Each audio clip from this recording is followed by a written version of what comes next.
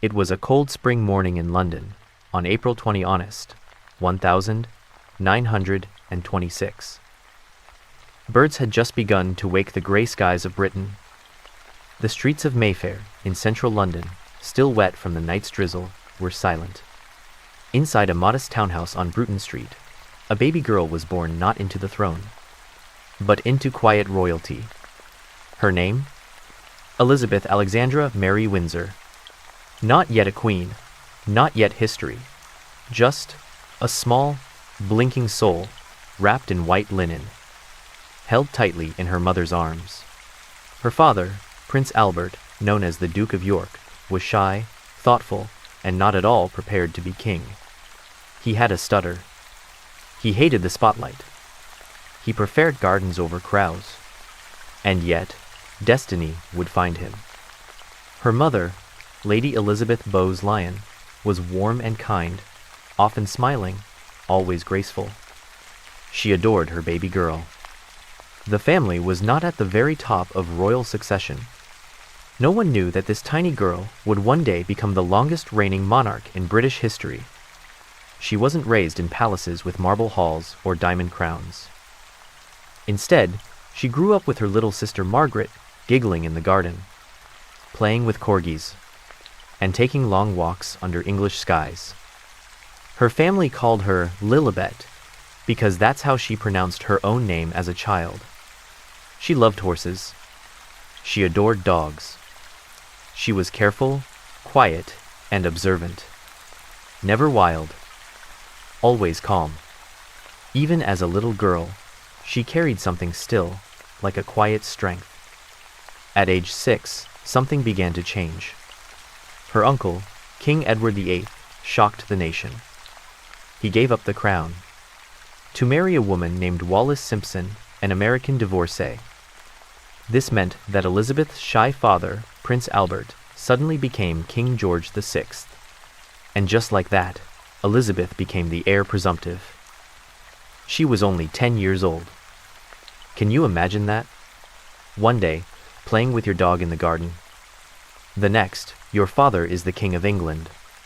And you are next in line. The world had turned. Her life forever changed. Elizabeth's education now became serious. She was taught history, constitutional law, French, and duty. Always, duty. Her governess, Marion Crawford, taught her about the people of Britain, about kindness, humility, and quiet service. The young princess didn't go to school like other children, but she learned well. She listened deeply, and quietly, she was preparing. The world around her grew darker. As World War II began in 1939, Elizabeth was just 13. While bombs fell over London, she stayed in Windsor Castle with her sister. She made her first public broadcast at 14, speaking to the children of Britain. "We are trying to do all we can to help our gallant sailors, soldiers, and airmen," she said. Her voice still young, but filled with a strange calm. Even then, she sounded like a queen. At 18, she insisted on joining the Auxiliary Territorial Service. She trained as a mechanic and truck driver, the only female royal to serve in active duty during the war. Grease on her hands, hair tied back, smiling behind the wheel of a military truck. She didn't just wave from balconies. She worked. At a royal wedding in her teens, she met a tall, dashing naval officer, Prince Philip of Greece and Denmark. She fell in love, and she never fell out. They wrote letters for years, and in 1947, she married him. Elizabeth was 21. Her wedding was simple, by royal standards still under the shadow of war. She used ration coupons for her dress. The people adored her for that. She was not yet queen, but she was becoming the woman she would be for the rest of her life. In the distance, change was coming. Her father, King George VI, was growing ill. On a royal trip to Kenya in 1952, she received the news that her father had passed, that the crown was now hers. And so, at just 25 years old, Elizabeth became Queen Elizabeth II. No grand celebration, no dancing, just silence, responsibility, and rain falling softly against a window, just like this. Tonight, you've heard the gentle start of a woman's life. A life that will stretch across decades, through wars and peace, through triumph and loss, through old traditions and modern storms. Close your eyes now. Let your breath slow, and let history drift softly into sleep. In the aftermath of the abdication crisis of 1936, which saw King Edward VIII relinquish the throne for love, a seismic shift occurred within the British royal family. Elizabeth's father, Albert, assumed the crown as King George VI. This singular event thrust the young Elizabeth Alexandra Mary Windsor, just 10 years old at the time, directly into the spotlight as the heir presumptive to the throne. Her life would never be the same again. This chapter explores her transformation from a relatively sheltered child to a young woman aware of her looming destiny, shaped by war, duty, and the changing tides of history. The year was 1936, and Britain stood at a historical and emotional crossroads. The monarchy, long considered a stable and unshakable institution, had just been rocked by scandal and uncertainty. Elizabeth, who had until then enjoyed a relatively quiet childhood split between London and the countryside at Royal Lodge in Windsor, suddenly found herself at the center of national attention. The abdication was more than a family crisis, it was a constitutional one, and its ripple effects reached deep into the psyche of the nation. As her father nervously ascended the throne, adopting the regnal name George VI, the pressure on the family intensified. Elizabeth's parents made a conscious effort to prepare her for the life she was now destined to lead. Her formal education became more rigorous and strategically designed. Private tutors were brought in to instruct her in constitutional law, history, language, and literature. Elizabeth was taught by Henry Martin, the vice provost of Eton College, who introduced her to the workings of the British Constitution and the delicate balance of parliamentary democracy. This period also marked the early stages of Elizabeth's public life. Although still a child, she began to accompany her parents on official duties. These small, yet significant appearances were carefully choreographed to introduce the young princess to the public, and, subtly, to instill in the people the image of a future queen in the making. Photographs of her alongside her parents were distributed widely, and the royal family's effort to appear accessible and relatable became a public relations strategy during uncertain times. But while these developments shaped her public persona, Elizabeth's private world was also undergoing profound transformation. The outbreak of World War II in 1939 marked a pivotal moment in her life. Just 13 years old at the time, Elizabeth was quickly drawn into the national war effort. Though too young to serve on the front lines, she and her younger sister, Princess Margaret, made their first radio broadcast in 1940, addressing the children of the Commonwealth who had been evacuated due to the war. Speaking with calm and confidence far beyond her years, Elizabeth's voice was heard by millions across the globe. It was a powerful moment. She spoke words of comfort, solidarity, and hope. For many, it was their first direct experience of the future queen, and her steady voice became a symbol of continuity and resolve. This radio address marked the beginning of Elizabeth's transformation from a young royal into a national figurehead. As the war intensified, so did her involvement. In 1942, Elizabeth was made colonel of the Grenadier Guard Zone of the oldest regiments in the British Army. Though largely symbolic at that stage, it was an early indication of her deepening connection to the military and national service. A few years later, in 1945, she took a more active role by joining the Auxiliary Territorial Service, the women's branch of the British Army. There, she trained as a mechanic and driver, learning to fix trucks, change tires, and drive military vehicles.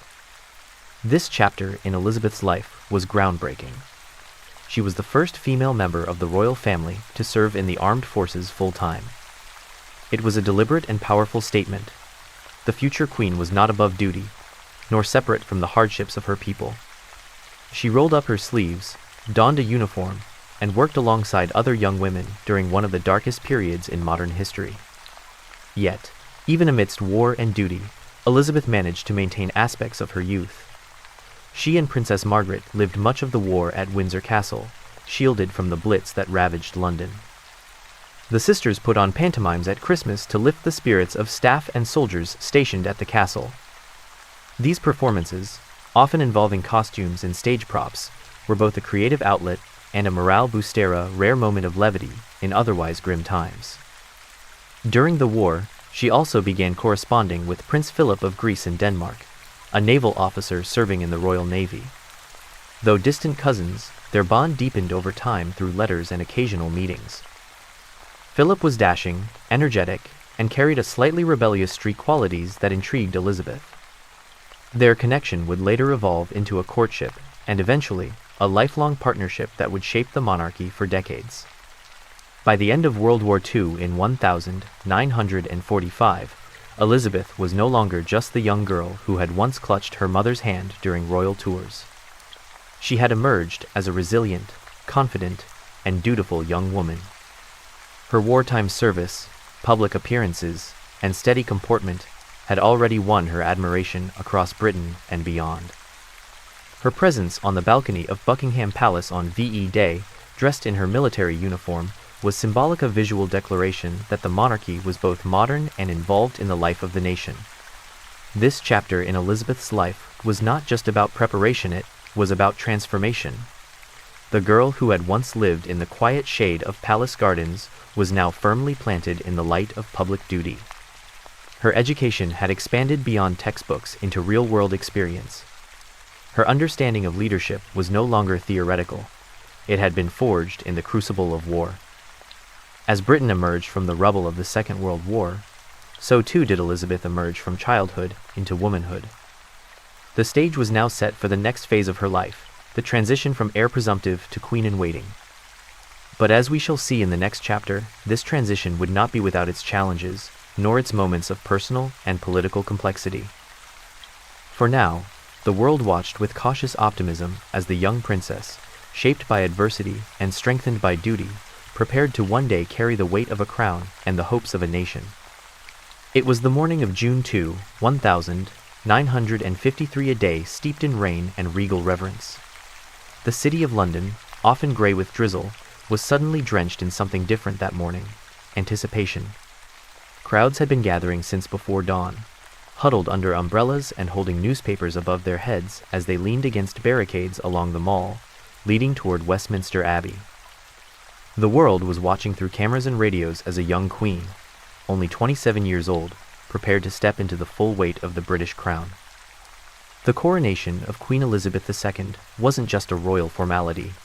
It was the rebirth of a monarchy emerging from the ashes of war. Britain had survived the Blitz, the rationing, the loss, and now looked toward a calm but confident future. That future wore a crown, and her name was Elizabeth Alexandra Mary Windsor. Her father, King George VI, had passed away the year before, in February 1952, and Elizabeth had immediately become queen. But this was the ceremonial moment, the public and spiritual transition from daughter to sovereign. The ancient rituals of monarchy, some unchanged since 1066, unfolded before the cameras of the world. It was the first British coronation ever broadcast on television. Draped in a white satin coronation gown embroidered with emblems of the Commonwealth nations, she walked down the Abbey's central aisle, nervous, resolute, utterly aware of the history now flowing around her. The Archbishop of Canterbury placed St. Edward's crown, solid gold, encrusted with over 400 gemstones, in her head. Trumpets sang, the choir roared, and a new chapter in world history began. The early years of Queen Elizabeth II's reign were defined by the changing winds of the post-war world. The empire she inherited was no longer the globe-spanning titan it once was. The age of colonies was ending. India had gained independence in 1947, and more nations were seeking their own voices. Rather than resist history, Elizabeth adapted. She became a key figure in reshaping the British Empire into the modern Commonwealth, a voluntary family of nations, united not by force, but by mutual respect and history. She made over 200 visits to Commonwealth nations throughout her reign, becoming a symbol of unity for peoples from the Caribbean to the Pacific, from Africa to Asia. During her first Commonwealth tour in 1953, 1954, she and her husband, Prince Philip, traveled 44 miles across 13 countries. In Australia and New Zealand, millions turned out to see the young queen. In Kenya, she was met with joy and hope by a generation on the brink of independence. Through it all, Elizabeth wasn't just a figurehead. She was a calming presence in times of political and social transformation. She was often seen as the thread holding together old and new, monarchy and democracy, tradition and change. While Elizabeth was a constitutional monarch, meaning she held no direct political power, she had immense soft power influence through presence, diplomacy, and symbolism. Every week, she held a private audience with the British Prime Minister, beginning with Winston Churchill and spanning 15 prime ministers, from Harold Macmillan to Tony Blair, and later on, David Cameron, Theresa May, and Boris Johnson. She attended the state opening of Parliament each year, delivered the Queen's speech, and regularly met with diplomats, world leaders, and ordinary citizens. In her early reign, she saw the rise of television, youth culture, and the civil rights movement. The 1950s and 60s brought the Beatles, the Cold War, and space travel. Through it all, her face remained a symbol of continuity. Her famous phrase, spoken on her 21st birthday and echoed throughout her reign, was a promise kept. "My whole life, whether it be long or short, shall be devoted to your service." Though the coronation was joyful, the early years of Elizabeth's rule were not without challenge. She faced political instability as Britain reeled from economic hardship following WWE. Rationing did not fully end until 1954 after she became queen. In 1956, the Suez Crisis marked a dramatic turning point. Britain's failed military intervention in Egypt, alongside France and Israel, shook its global standing and signaled the end of British influence as a superpower. Elizabeth remained above politics, but had to navigate the public's growing awareness of Britain's shifting place in the world. Domestically, working-class unrest, economic inequality, and growing calls for Scottish and Welsh autonomy began to simmer. Yet, through the turbulence, Elizabeth's public image remained untouched. Her stoic demeanor, carefully chosen words, and devotion to duty became her armor. During this period, Queen Elizabeth II split her time between multiple royal residences. Buckingham Palace, her official London residence and working palace. Windsor Castle, a centuries-old fortress outside the city, often used for weekend retreats. Balmoral Castle in Scotland, her cherished summer residence, where she would retreat from the public eye. Sandringham House in Norfolk, her winter home, particularly beloved during the holidays. While Elizabeth did not commission large architectural projects like monarchs of old, she oversaw the modernization of royal estates, opening portions to the public and supporting conservation efforts. Buckingham Palace became not just a royal home, but a symbol of open tradition. Elizabeth married Prince Philip of Greece and Denmark in 1947, when she was still a princess. By the time she was crowned queen, she was a mother of two, Prince Charles, born 1948, and Princess Anne, born 1950. Later, she would have two more children, Prince Andrew and Prince Edward. Philip became her consort, not king, and took on the title Duke of Edinburgh. He gave up his own military career to support her. Their marriage, though traditional in public, had private tensions as they adjusted to roles few could understand. But their bond endured for over 73 years. As queen, Elizabeth faced the challenge of being a mother and a monarch. Royal protocols often kept her away from her children for extended tours, especially in the 1950s. Critics sometimes questioned this distance, but Elizabeth's priority remained clear: duty first. By the end of the 1950s, Elizabeth was not just the monarch of Britain, she was a global icon. Her silhouette appeared on currency across continents, her portrait hung in schools and post offices, and her voice measured, precise, and distinctly British came through radios and televisions around the world. Though she rarely gave personal interviews or made controversial speeches, her presence alone began to stand for something timeless: stability in a world of rapid change. This period laid the foundation for a monarchy that would survive wars, divorces, scandals, and lawsuits, still remain intact into the 21st century. The scene fades once more to her coronation day. The Queen, now crowned, sits in silence within Westminster Abbey.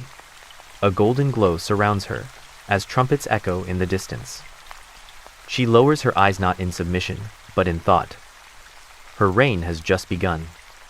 Before she was queen, she was simply Princess Elizabeth, a poised, thoughtful young woman whose heart had quietly chosen its companion long before the world even noticed. In 1939, at just 13 years old, Elizabeth met Prince Philip of Greece and Denmark, a tall, handsome cadet at the Royal Naval College in Dartmouth.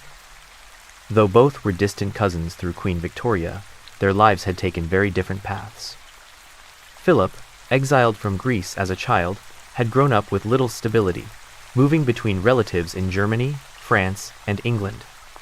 His life was marked by war, displacement, and a certain quiet resilience. Elizabeth, on the other hand, had known comfort and security, albeit with the shadow of future responsibility looming ever closer.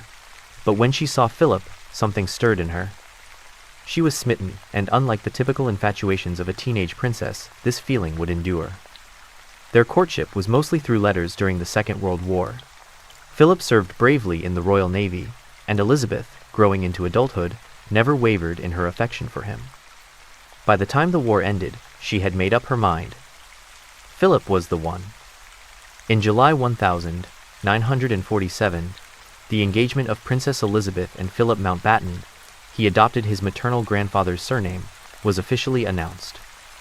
Some questioned the match. Philip was foreign-born, without wealth, and had sisters married to German nobles. But Elizabeth stood firm. On November 20, 1947, their wedding took place at Westminster Abbey. The ceremony was grand, yet not extravagant. Britain was still recovering from the war. Elizabeth even saved ration coupons to pay for her wedding dress, a stunning silk gown embroidered with symbols of rebirth and hope. The country watched with teary eyes.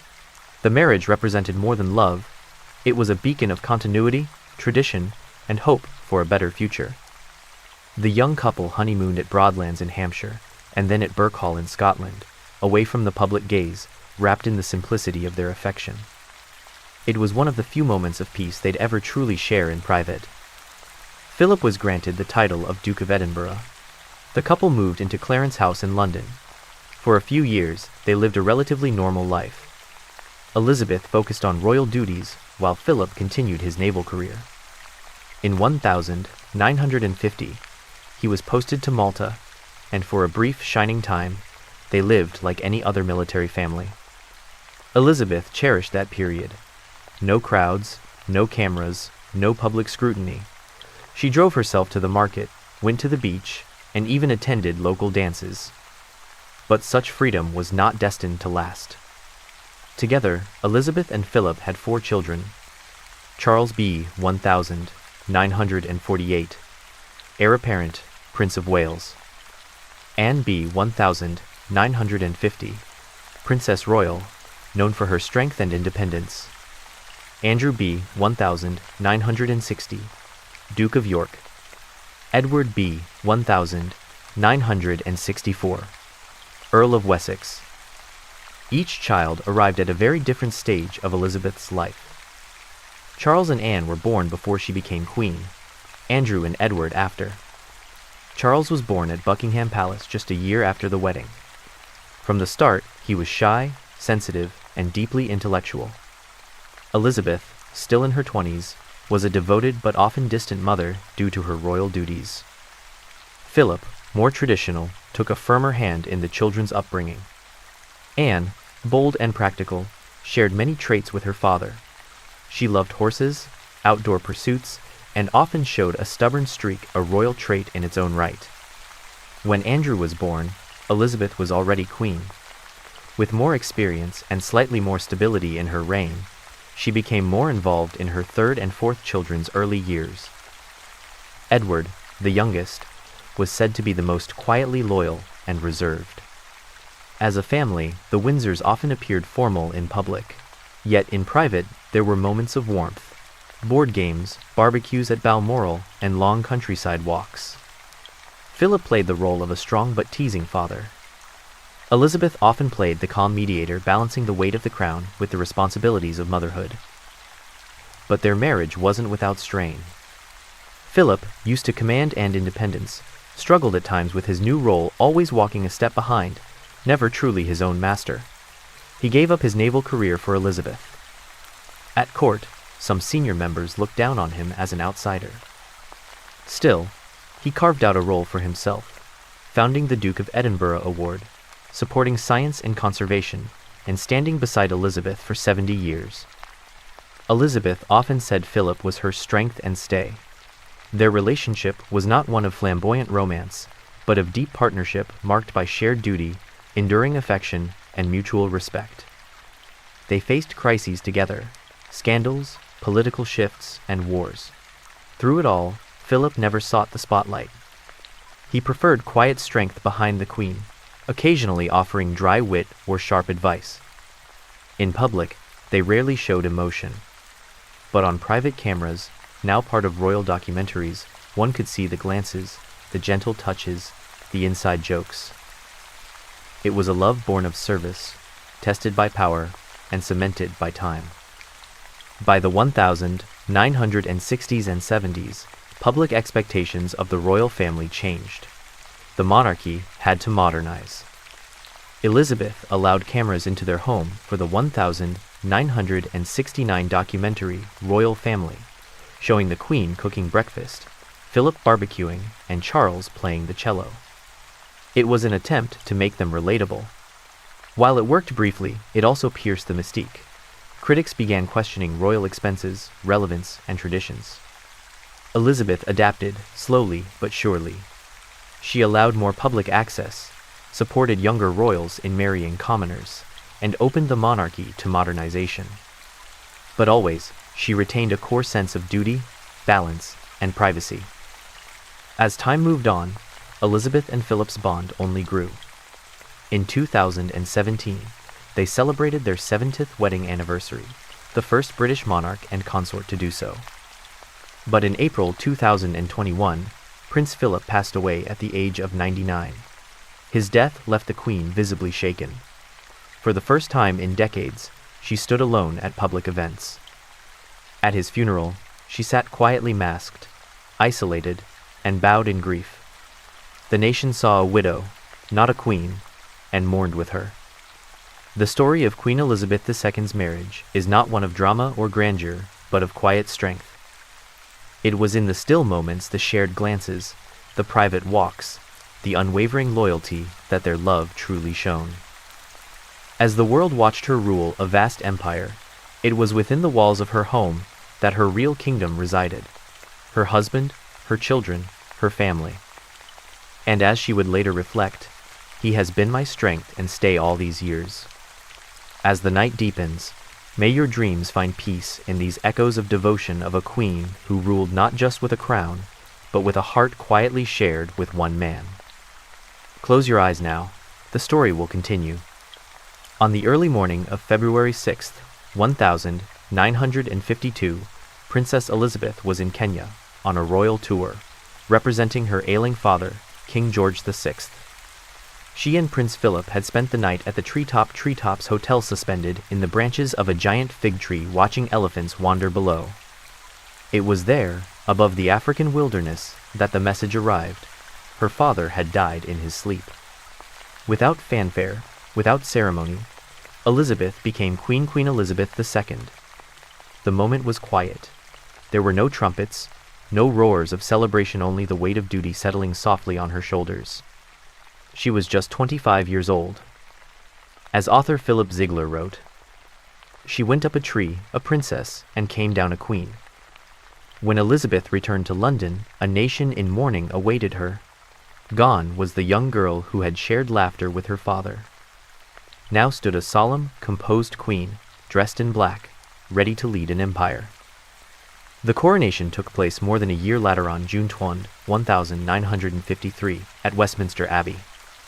Over 80 guests attended in person, and for the first time ever, the ceremony was broadcast on live television, watched by over 20 million people worldwide. Elizabeth swore an oath, held the orb and scepter, and was crowned with St. Edward's crown. She wore robes of gold and carried herself with quiet determination. That day, she became not just a monarch, but the beating heart of a new age. The British Empire, once stretching across continents, was now shrinking. The 1950s and 60s brought waves of independence movements. Colonies became nations. Flags changed. Borders shifted. Instead of resisting the tide of change, Elizabeth embraced it with grace. Under her reign, the empire slowly transitioned into the Commonwealth of Nations, voluntary union of former colonies and allies. She didn't rule them. She respected them. She visited each country not as conqueror, but as a guest. Through this diplomacy, she helped preserve relationships and soften the image of imperialism with gentleness and humility. One of the most fascinating parts of her early reign was her relationship with Sir Winston Churchill, who had returned to serve as Prime Minister in 1951. Churchill, a giant of the Second World War, was in his late 70s. Elizabeth was in her 20s. Despite the age difference, they formed a warm and respectful bond. She once confided, "No one could better help me learn the ropes of sovereign duty than he." Churchill, in turn, admired her intelligence and seriousness. He guided her through the maze of constitutional monarchy, foreign policy, and parliamentary affairs. Their weekly meetings, held in strict privacy, were full of insight, warmth, and occasionally laughter. When Churchill retired in 1955, he wept openly. Elizabeth later called him her most beloved prime minister. Over the next decades, Elizabeth worked with 15 British prime ministers from Churchill to Liz Truss and met with every U.S. president from Truman to Biden, except LBJ. But unlike elected leaders, her power was symbolic. She didn't govern, she reigned, and her strength was in listening, in offering continuity, and in never sharing personal opinions. Her role was to advise, to warn, and to encourage. In those private meetings, she provided a steady ear, a wise perspective, and often, quiet counsel drawn from decades of experience. This quiet diplomacy allowed her to maintain relevance across political eras, wars, economic crises, and scandals without ever making headlines for controversy. Her early reign was not free from storms. The Suez Crisis, 1956, tested British imperial power. The rise of Irish republicanism led to security threats and fear. The assassination of Lord Mountbatten in 1979, Prince Philip's uncle and a mentor to Charles, by the IRA shook the royal family deeply. Through it all, Elizabeth remained a symbol of calm. She spoke rarely. When she did, the world listened. Her official residence, Buckingham Palace, became a symbol of tradition. But inside, Elizabeth began modernizing the monarchy subtly. She allowed the royal family to pay income tax, opened Windsor Castle and Buckingham Palace to the public, encouraged documentaries and public engagements. She also worked to make the royal family more relatable. Though she remained reserved in public, she let her children and later grandchildren show more personality. Behind the curtain of crown and tradition was a woman deeply committed to serving her peoplet through ruling, but through presence. By the end of the 1960s, Elizabeth had already become one of the most recognized women on earth. Her reign touched nearly every corner of the globe. She had visited over 120 countries, spoken dozens of languages in greetings, and become a symbol of peace and grace. Her life wasn't chosen, it was inherited, but she chose to meet its demands not with resistance, but with quiet acceptance. Even in private, her commitment to service showed. She read government briefs daily. She met ambassadors and citizens with interest. She remembered names. She wrote letters by hand. As her reign deepened, so did the world's affection. And as the decades turned, people found in her something rare, a constant. As the stars now scatter gently across the night sky, and your eyes grow heavier with each breath, imagine the halls of Buckingham Palace quiet for the evening. The Queen's corgis asleep at her feet, her desk lamp still glowing in the study, and outside, the moonlight kissing the old London stone. By the 1980s and 90s, Queen Elizabeth II had become one of the most respected figures on the global stage.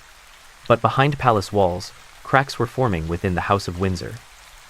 The Queen, known for her composure and control, suddenly found herself at the center of family scandals, media storms, and national criticism, none of which could be silenced with protocol or poise. The Queen had approved the union between her eldest son, Prince Charles, and the young lady Diana Spencer. Their 1981 wedding was watched by 750 million people. Diana's beauty, warmth, and vulnerability captured the world's heart. But behind the glamour, the marriage was deeply troubled. Charles's long-standing affection for Camilla Parker Bowles cast a shadow over their relationship. Diana, overwhelmed and unsupported, felt increasingly isolated within royal life. The Queen, ever the traditionalist, hoped they would work it out quietly. But soon, private heartbreak became global spectacle. The couple separated in 1992. Their scandals spilled into tabloids. Diana's interviews shocked the monarchy. In one, Diana famously said, "There were 3 of us in this marriage." It was the first time the Queen's reign felt visibly shaken by emotion she could not control. In 1992, Queen Elizabeth referred to it as her annus horribilis, Latin for horrible year, and it truly was. That year, Prince Charles and Diana formally separated. Prince Andrew and Sarah Ferguson separated too. Princess Anne divorced her husband. A fire broke out at Windsor Castle, destroying over 100 rooms. Public outrage grew when the government initially announced taxpayer money would fund repairs. The Queen swiftly agreed to pay income tax-breaking royal precedent and opened Buckingham Palace to tourists to help cover restoration costs. Even her stoic face showed wear. By the mid-1990s, the royal family no longer held the untouchable aura it once did. Tabloid culture was exploding. Royal stories became commodities. Scandals sold. Diana gave a panorama interview viewed by over 20 million Britons. Books about the royal family's inner workings became bestsellers. Leaks, affairs, and arguments painted a picture of dysfunction. The Queen's silence, which once felt regalno, felt out of touch to many. People wanted emotion, openness, even apologies.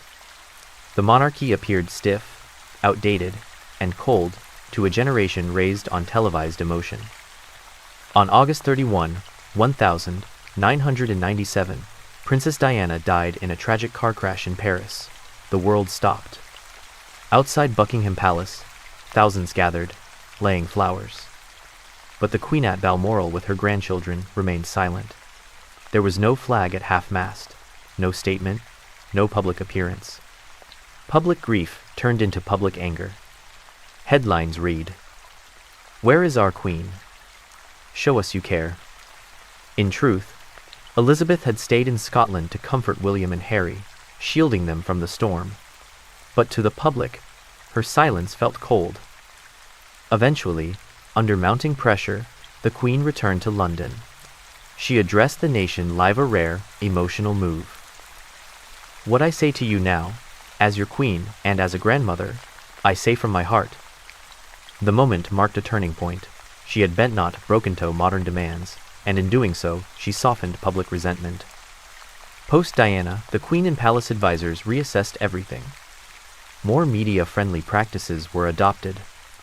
Public appearances became more relaxed. Emotional connection took priority over ancient ceremony. Though never one to share tears or feelings publicly, Elizabeth allowed her reign to bend with the times. She remained herself private, thoughtful, but no longer remote. Her monarchy, once icy with tradition, was warming not by force, but by necessity. The 1990s had challenged everything Elizabeth had built: family, image, monarchy, and personal privacy. Yet she endured. Unlike politicians, she never stepped down. Unlike celebrities, she never sought approval. She carried the same handbag, wore the same pearls, and walked slowly but surely, day after day, into duty. By the dawn of the 2000s, her approval ratings began to rise again. People saw the Queen not as a flawless figure, but as a resilient woman who had been through grief, scandal, fire, and criticism and still stood. And in that endurance, there was something soothing, almost eternal.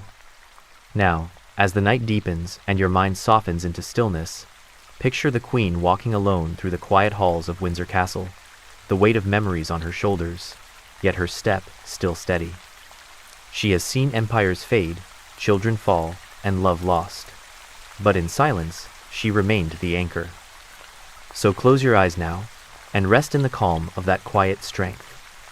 The next chapter waits with the morning.